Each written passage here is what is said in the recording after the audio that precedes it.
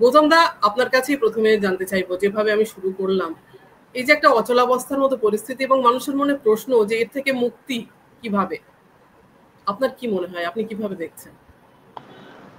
দেখো সোফিয়া, আমি যে জিনিসটা বলছি বারবার, এই যে ঘটনাটা চলছে, এটা তো একটা চলমান, চলছে তো চলছেই, আমরা সবাই দেখছি।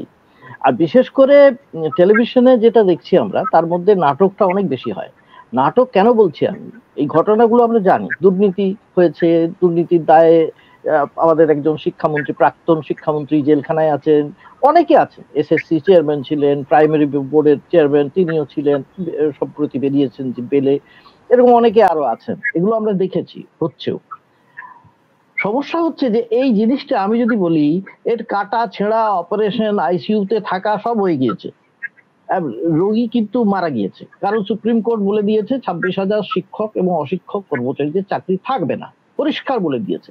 এরপরে একটা জিনিস হতে পারে, যেটা ওরা বলেছে, আবার একটা অ্যাপিল করা হবে, যে অ্যাপিলটা করা হবে সেই যে পিটিশনটা, রিভিউ পিটিশন, সেই রিভিউ পিটিশন মোটামুটি প্রায় মানে আজ পর্যন্ত সুপ্রিম কোর্টে কোনোটাই প্রায় গ্রাহ্য হয় না, প্রায় কেন হয়নি কোনোটাই। এবং এবারেও যদি সেটা কোনোভাবেও যদি গ্রাহ্য হয়, তাতেও তার কি ফল পাওয়া যাবে, সুদূর পরা হতো, মনে হয় না কিছু পাওয়া যাবে। এবং সবচেয়ে বড় কথা, রাজ্য সরকার এটা বুঝেছে বলেই সবচেয়ে ডিলি ডালি করছে, দেরি করছে, কাজে এটা কোনো ভরসা নেই। এবারে হচ্ছে যে যে যে ধরনের বিক্ষোভ বা আন্দোলন হচ্ছে, তার কি কোথায় পৌঁছবো, আমার তো মনে হয় না কোথাও পৌঁছতে পারবো এই মুহূর্তে। কারণ এর পেছনে যেটা তৈরি হয়েছে, যে সমস্ত সামগ্রিক বিষয়টা নিয়ে আমার দুটো জিনিস মনে হচ্ছে, আমি অন্য যারা আছেন শিক্ষার বিষয়ে বলবেন, আমি একটু অন্য, একটু ভিন্ন দৃষ্টিভঙ্গি থেকে বলছি। যে আন্দোলন বা যে বিক্ষোভ আমরা দেখতে পাচ্ছি, যে হবু শিক্ষকরা বা যারা যাচ্ছেন, বা অনেকেই যাচ্ছে, যাচ্ছে করে যাচ্ছে, এবং পুলিশ সেখানে লাঠিচার্জ করছে, সেটা এই যারা করছেন, সেটা একটা অরাজনৈতিক একটা বিক্ষোভ তৈরি হচ্ছে। একটা গণতান্ত্রিক দেশে আমি দেখেছি খুব একটা, বিশেষ করে ভারতবর্ষে, অরাজনৈতিক আন্দোলন, বিশেষ করে পশ্চিমবঙ্গে, পশ্চিমবঙ্গের বাইরে যদি বা আমি দেখেছি এর আগে, যেমন মেধা পাটকার মানুষ অনেকে আছেন, কিছু কিছু সোশ্যাল আন্দোলন করেছেন। পশ্চিমবঙ্গের ক্ষেত্রে রাজনৈতিক আন্দোলন ছাড়া আমি কোনো আন্দোলনকে আমি আজ পর্যন্ত সেরকম ভাবে দেখিনি যে তার একটা সুফল হয়েছে। অদ্ভুত ব্যাপার, এই যে আন্দোলনটা হচ্ছে, তার মধ্যে বিরোধী যে রাজনৈতিক দলগুলো, তাদেরও কোনো সেখানে কিন্তু তাকে গ্রাহ্য করা হচ্ছে না। কেন? That is very important question to me, যে কেন হচ্ছে না। তার কারণ আমি যদি দুটো দলই ধরি, আমি আমি পরিষ্কার বলছি, একদিকে বামপন্থীরা আছে, সিপিআইএম আছে, বা যাই হোক যারা আছে, আর আরেক দিকে আছে কংগ্রেস আছে এবং বিজেপি আছে। এরা কেউই কিন্তু সেই বিক্ষোভের মধ্যে আসতে পারছে না। আমি বলছি না যে আসতে চাইছে না, আসতে পারছেই না। কেন আসতে পারছে না? কারণ গণতন্ত্রে যখন বিশ্বাসযোগ্যতাটা কমে যায় রাজনীতির প্রতি, তখন মানুষের এই এই এই একটা খুব চূড়ান্ত একটা, মানে কি বলবো, এমন একটা পর্যায়ে পৌঁছে যায়, তখন কাউকে বিশ্বাস করতে ইচ্ছে করে না। একটা এটা এটা খুব আমার কাছে খুব চিন্তার বিষয়। এই সমস্ত জিনিসটার যদি মেটবার কোনো সম্ভাবনা থাকতো কোনোভাবে, তাহলে একটা গণতান্ত্রিক প্রক্রিয়ার মধ্য দিয়ে হতে পারতো একবারে। কি হতো, বিরোধী এবং শাসক দলের মধ্যে যদি কোথাও একটা, কোনো জায়গায় একটা বিশ্বাসযোগ্যতা থাকতো, বা পারস্পরিক বিশ্বাসযোগ্যতা এবং মানুষের তাদের প্রতি বিশ্বাসযোগ্যতা যদি থাকতো। এই বিশ্বাসযোগ্যতাটা কিন্তু খুব নষ্ট হয়ে গিয়েছে, প্রায় প্রায় বিশ্বাস করছে না তারা কাউকে।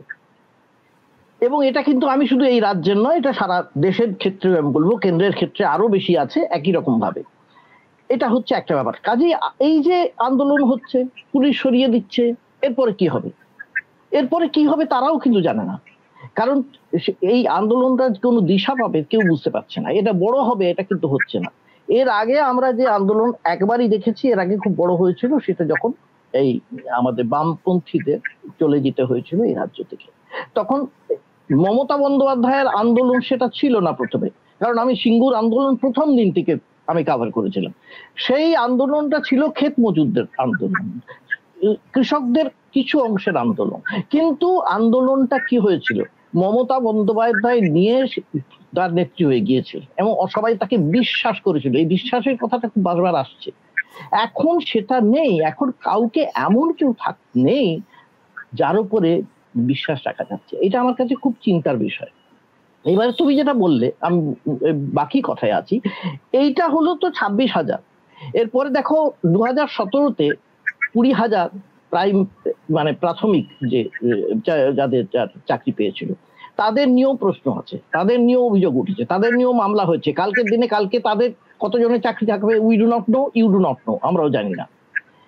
এর ফলে এই যে পুরো জেনারেশনটা, আমার চিন্তা এটাই, এই যে পুরো জেনারেশনটা যে শিক্ষার থেকে একদম সম্পূর্ণ একটা অন্ধকারে প্রায় ডুবে যাচ্ছে। কারণ একটা হিসেব দেখছিলাম সেদিন যে প্রায় 4 লক্ষ টিচার মানে ভ্যাকেন্সি নেই, মানে দরকার আর কি, শিক্ষক দরকার। এই অবস্থা মাদ্রাসাতে প্রায় 10,000 শিক্ষক শিক্ষিকা নেই মাদ্রাসাতে। এই তো অবস্থা। এই যারা আছে এখন সেখানে তারা কোথায় যাবে? তুমি লক্ষ্য করে দেখো, এত প্রকল্প হয়েছে, কন্যাশ্রী প্রকল্প হয়েছে, তারপরেও কিন্তু মেয়েদের ড্রপ আউট বেড়ে গিয়েছে। এবং এই মেয়েদের নাবালিকা বিবাহ, আমি যেটা বলি বাল্য বিবাহ, সেটা বেড়ে গিয়েছে, ভীষণ রকম বেড়ে গিয়েছে। কেন? এই অনিশ্চয়তাটা ভীষণ বাড়ছে। এটা আমার কাছে আরো বেশি চিন্তা, এই অনিশ্চয়তাটা। এবং বিশেষ করে যারা আছেন এখানে, যারা শিক্ষার জগতের সঙ্গে সম্পৃক্ত, তারা অনেক বেশি ভালো বলতে পারবেন যে কি করে এই অন্ধকার থেকে বেরিয়ে আসা যাবে। আমার কাছে মনে হয় সেটা খুব ইম্পর্টেন্ট। এই বিশেষ করে 26,000 বা 20,000-এর চেয়েও সেটা বেশি ইম্পর্টেন্ট বলে আমার কাছে এই মুহূর্তে মনে হচ্ছে। ওনাদের কথা তো আছেই, ওনাদের কথা প্রত্যেক মুহূর্তে হচ্ছে, প্রতি মুহূর্তে জানি, বারবার একই কথা কি বলবো। সোফিয়া, এইটা আমি ওনাদের কাছেও শুনতে চাইবো যে কি করে এর থেকে বেরিয়ে আসা যায়।